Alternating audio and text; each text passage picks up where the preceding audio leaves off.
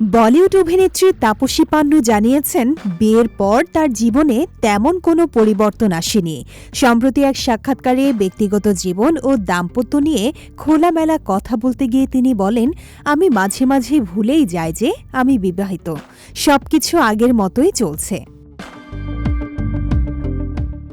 Olympic পদকজয়ী Danish badminton তারকা Matheus bore সঙ্গে দীর্ঘ ১১ বছরের প্রেমের সম্পর্কের পর ২০২৪ সালের মার্চে ভারতের উদয়পুরে ঘরোয়া আয়োজনে বিয়ে করেন তাপসী। তবে বিয়ের আনুষ্ঠানিকতা সম্পন্ন হলেও সম্পর্কের রসায়নে কোনো পরিবর্তন আসেনি বলেই দাবি তার। তাপসীর ভাষ্য, বিয়ের আগে তার একটাই শর্ত ছিল, দুজনের বোঝাপড়া ও স্বাভাবিক সম্পর্ক যেন অটুট থাকে।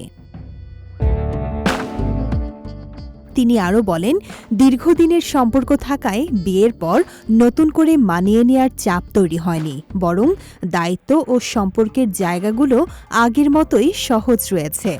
বিয়েকে তিনি কখনোই আলাদা কোনো বোঝা হিসেবে দেখেন না। ২০১৩ সালে ইন্ডিয়ান ব্যাডমিন্টন লিগের উদ্বোধনী অনুষ্ঠানে প্রথম দেখা হয় তাপসী ও ম্যাথিয়াসের। এরপর দীর্ঘদিন সম্পর্ক গোপন রাখলেও বিয়ের পর সামাজিক মাধ্যমে তাদের ছবি ভাইরাল হয়।